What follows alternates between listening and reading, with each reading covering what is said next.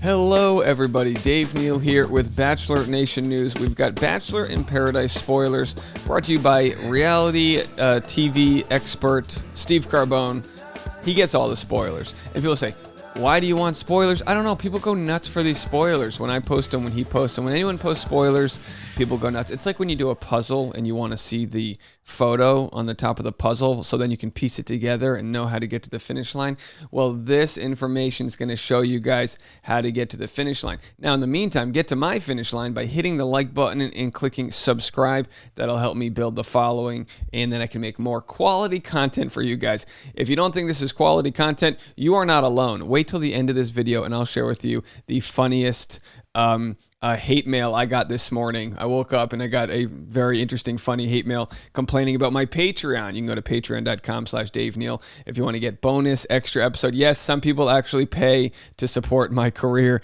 Thank you guys for that. I really appreciate all 129 of you, and for everyone else that's been joining. I appreciate you. All right, so let's get right into this Bachelor in Paradise spoiler here. Let's just click through the slides from Reality Steve, and we'll see what we get going on here.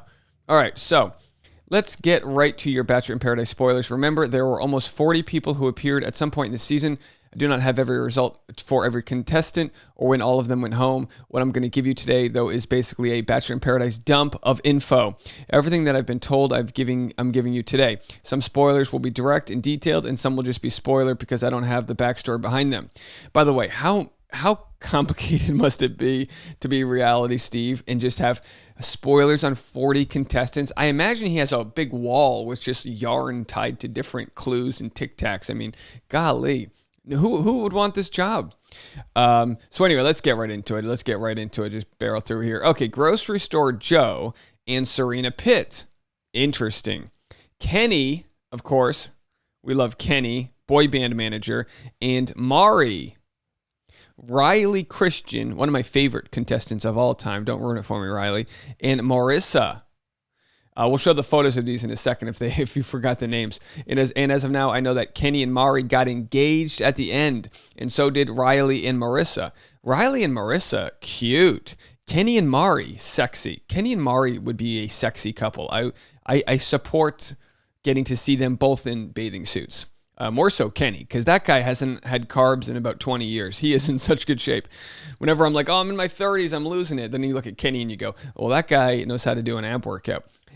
He must do Dr. Ab's ab workout. And Serena, Grocery Store Joe and Serena did not get engaged, but I'm pretty sure they're still together. Becca Kufrin broke up with Thomas Jacobs. We talked about that yesterday before the overnights happened, and they both left single. Noah Erb broke up with Okay, so Noah Erb was dating Abigail Herringer. Oh, that's an interesting one. Before overnights happened, and they both left single.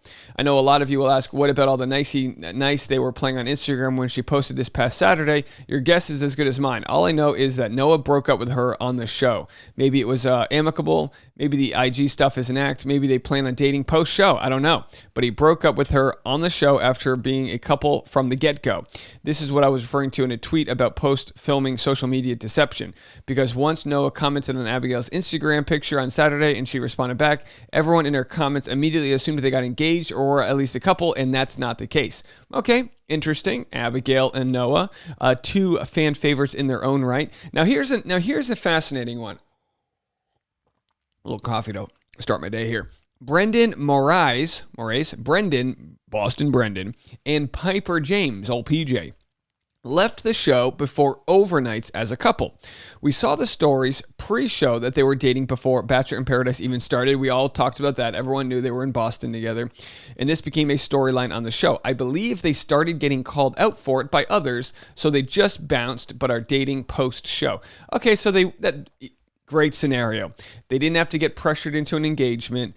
They got to go there, have a couple Mai Tais, hang out under a palapa, screaming seagull, and then all of a sudden, they get to go live their life. That's a good, if they're still together, boy, I mean, not to sound creepy, but if they had a joint OnlyFans account, yeah, I think we'd all sign up. They're just beautiful people. Beautiful people. Tia Booth left the show single. Okay, well, she didn't. Booth, table for one. Kendall Kendall Long had a tough time watching Joe's relationship and ended up leaving the show. The last person she was involved with was Ivan Hall, who also ended up leaving. I wonder if they took his Airstream down there, from the Fantasy Suites and Tasha season. All right, Kendall Long. So, yeah, she had a hard time seeing Joe find happiness. I mean, that's what's brutal about Bachelor in Paradise. Who wouldn't have a hard time seeing your ex find happiness? You know what I mean? That's why you have to go no contact with your ex after you break up, because you're gonna look at everything they post and be like, oh, they did better than I did, because that's what social media is all about. Like, who won? You know what I mean? Well, the winner is whoever unfollowed the other person first. That's the winner. But if you're gonna go to a beach together in Mexico, I guess the winner is whoever gets engaged. And Kendall Long, not the one. There was a date about halfway through the season where they brought 4 women who were quarantined onto the beach to mingle with the cast that were already there. So they introduced a little quarantined cachet of ladies. That's nice. That's what you gotta love about the show. Everyone's like, well, I'll settle with you, and then all of a sudden they just dump new people on the show, and it's like, well, just get out of my way. Because it's a full moon tonight, and we're going for it. The 4 women were McKenna Dorn, of course, the YouTuber, TikTok extraordinaire from Canada. Alana from Matt's season, who's close friends with Katie Thurston, didn't make it far in Matt's season, but she's got a lot. She's gonna turn some heads. I think she's gonna kind of be a nice little wild card, I guess you should say. Alaya Benavides.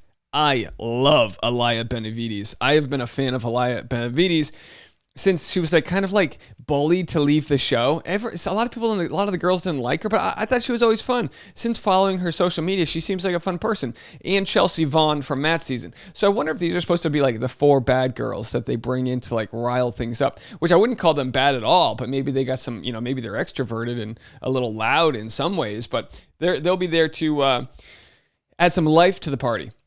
The party was supposed to be those singles somehow forming a connection with someone, and if they did, then they'd be brought in as cast. However, Alaya never ended up as part of the cast, so I don't know what happened to her. Alana, Chelsea, and McKenna all ended up making it on at some point. Okay, so we'll have to see if Alaya's storyline goes farther. I always thought she would have been more involved in Bachelor Nation than she ended up being, but, that's what happens. So many people to choose from. I mean, since they didn't do a show last year, you've got 4 seasons of people. That's literally over 100 people to choose from. Alana was involved with Chris Conran, once she arrived. I couldn't for $1 million tell you who that is, but people thought they were scheming because they hung out pre-show, and both eventually ended up leaving the same episode separately. Okay. McKenna was one of the last people brought onto the show and went on a date with Ed, Claire and Tasha's season. They had a little fling before she ended it with him. At one point, Ed gave his rose to McKenna over Natasha Parker, and she went home rather late. Okay. Good to know.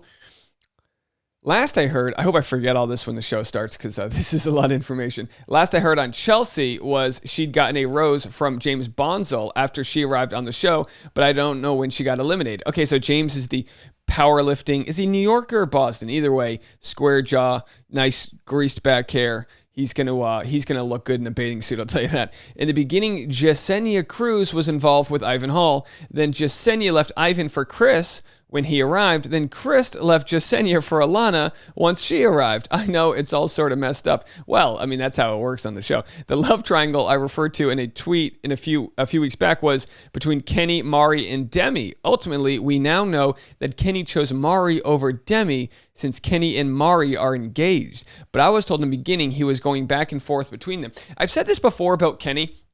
He kind of has that F-boy look to him, but everyone that has interacted with Kenny has had positive vibes. The whole show that when he was on, everyone liked Kenny. Kenny hangs out with, we saw him hanging out with Blake Horstman when he was DJing, and Kenny brought the boy band vibes to it.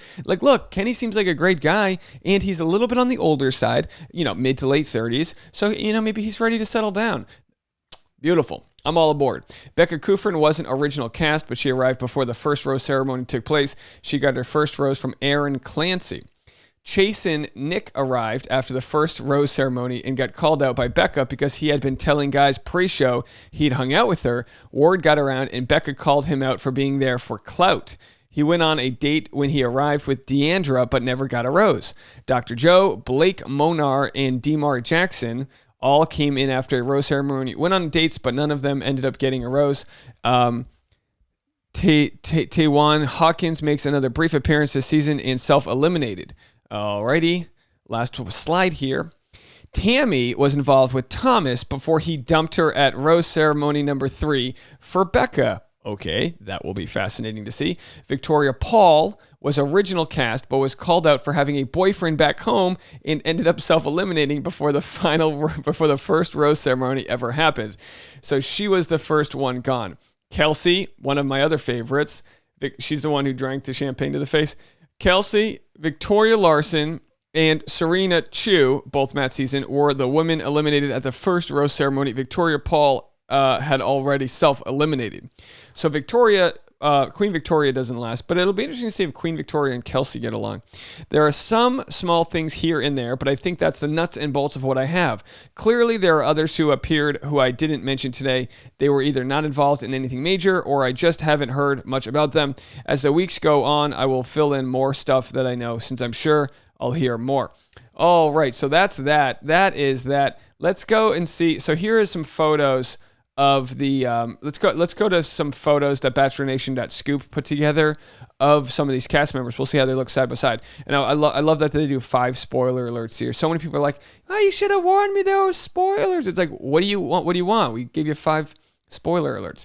All right, so grocery store Joe there with the whitest shoes. I mean, come on. How do you not like a guy with shoes so white? And her white pants. They're a good connection here. So we'll have to see. Now, let's see. I don't know.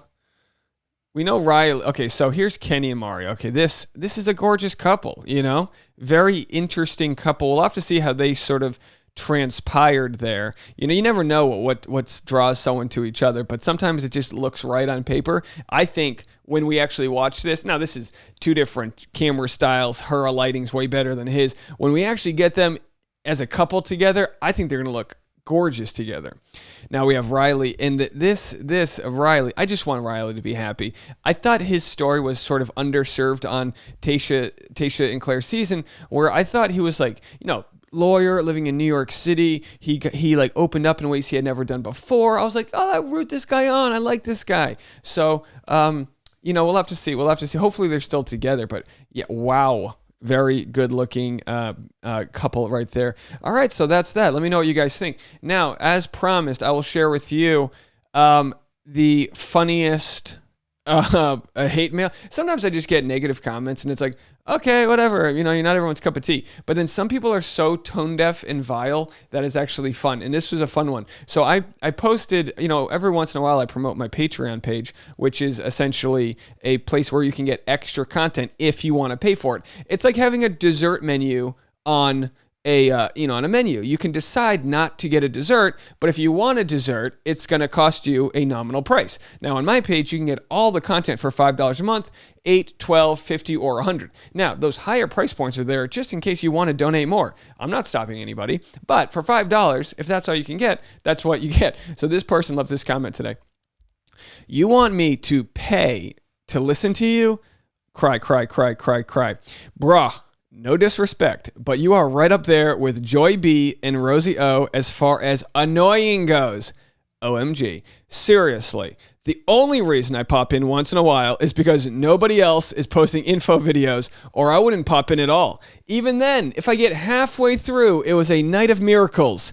Sorry. Wait. Sorry for what? Sorry for being blatantly honest? Oh, right. The offended left must be rubbing off on me. Okay. Not sorry. Bruh, you need to figure out what sort of medicine you're on and stick to it, because you had a few different things going on there, and I just want to let you know. You go find somebody that works for you, Melissa Jewel, but you are not a crown jewel in my world, I'll tell you that. Go find somebody that works for you. I mean, this must have taken you at least 30 seconds, maybe 45 seconds to type. What are you doing with your life? Get out there. If you don't want the dessert menu, it's not for you. The only reason I'm posting this is because I know 2 people will sign up for the Patreon because they'll be so offended by you that they're going to want to support me. So Jesus Christ, but this is you get to see a lot about human dynamics, and I'll just end with this. You get to see a lot about human dynamics when you do the show, because I'll have people on the left get mad at me, and I'll have people on the right get mad at me. But what I learned more than anything, and of course, I say this all knowing that there's a vast and giant community of people that get what I do and like what I do. The community on YouTube is so big that even having a tiny sliver of people that enjoy my humor is enough for me, my family, and all that surrounds me. But go find out what you like, Melissa Jewell. If it ain't Joy Behart, if it ain't Rosie O'Donnell, it's like, change the channel, bruh. Change the channel. Anyway, thank you everyone else for not changing the channel. And I guess leave a comment. Should I block that person or just let them occasionally dip in? You know, it's almost like, do I do them a favor and block them? What's really funny is she says the only reason she pops in is nobody else posts his info. So I'm like the guy who throws the party because there's nothing better to do. And you're like, I don't like the music. I don't like the food you serve.